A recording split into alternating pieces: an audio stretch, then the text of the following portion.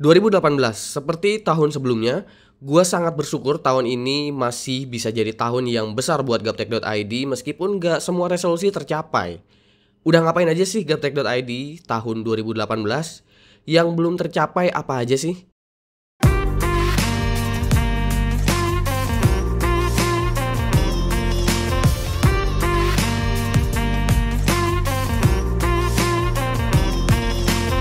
Tahun 2018 buat gua adalah tahun yang lumayan banyak produk refresh untuk hardware PC ataupun notebook. Di awal tahun udah mulai kelihatan pada notebook seperti ROG GL503 yang merefresh GL553 saat itu. Untuk CPU pun sama, Ryzen yang mengalami minor upgrade ke Pinnacle Ridge, lalu Intel yang hadir dengan Kaby Lake dari generasi 8 ke 9.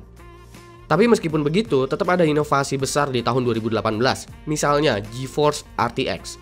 Sebuah teknologi terbaru yang sebelumnya nggak terpikirkan sama sekali.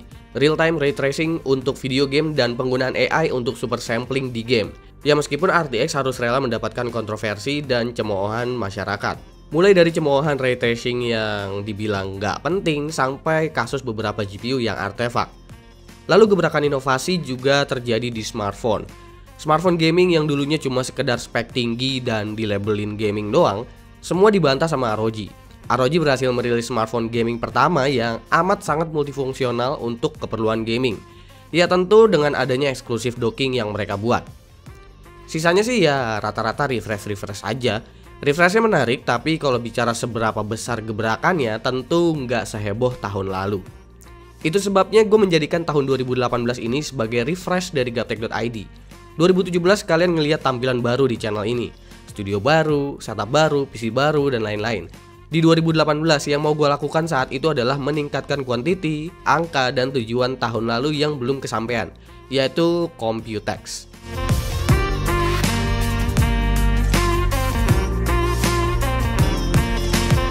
Banyaknya produk yang harus dibahas di sini maksa gue untuk naikin kuantiti video review, yang berakibat segmen lain justru jadi pada ngaret.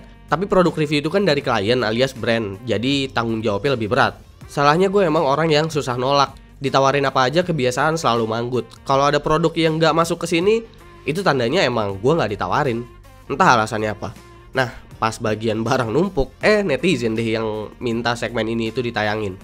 Maka dari itu, manajemen schedule ini juga yang perlu diperbaiki untuk tahun 2019 mendatang.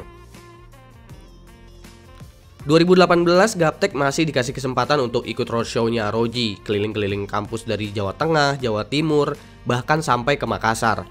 Seneng rasanya masih bisa ngisi acara ke mahasiswa, ditambah lagi ya anggap aja sekalian jalan-jalan.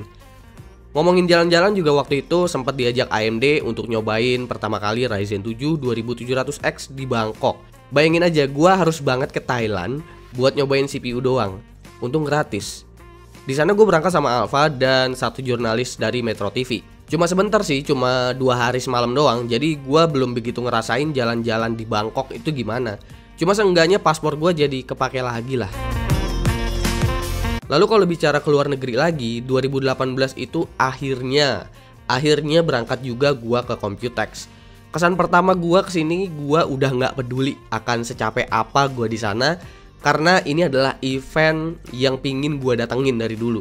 Dan gue bersyukur banget Acer, Asus, Gigabyte, dan MSI mau support untuk berangkat dan liputan ke sana.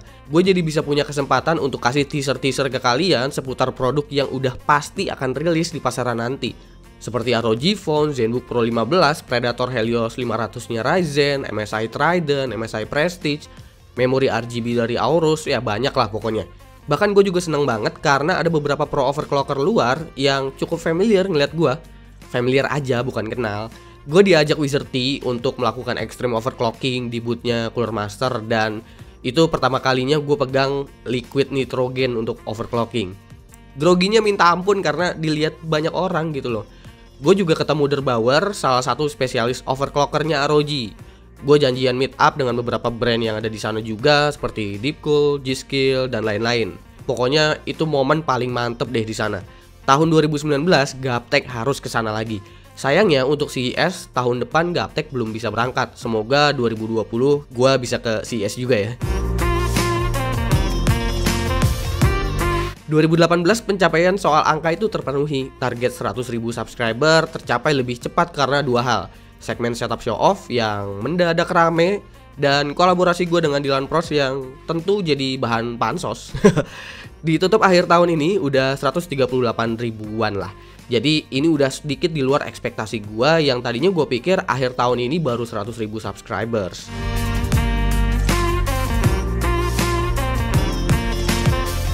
Harapan gue untuk bikin gathering juga tercapai. Tahun ini gue udah bikin 2 gathering. Pertama itu di Jakarta yang disupport oleh Aorus, skalanya nggak begitu besar, cuma 50 orang kalau nggak salah. Tapi gue seneng banget bisa bener-bener full sharing, isinya emang dari komunitas dan subscribersnya Gaptek semua. Ditambah lagi kalau gathering gitu, hadiah yang dikasih jelas kelihatan ada orangnya gitu loh, dan kita ketemu langsung. Beda aja rasanya dibanding gue bikin giveaway online.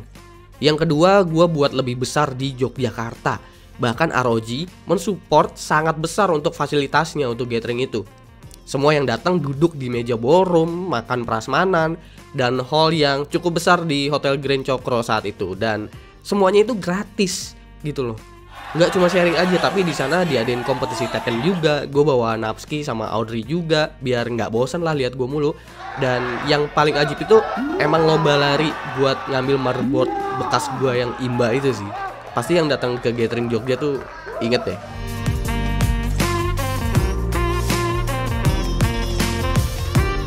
Yang belum tercapai tahun ini adalah soal penambahan anggota di Gaptek dan website yang kayaknya udah ada sarang laba-labanya kali ya. Gue masih pikirkan untuk ini dan jadi bahan koreksi untuk tahun depan sih.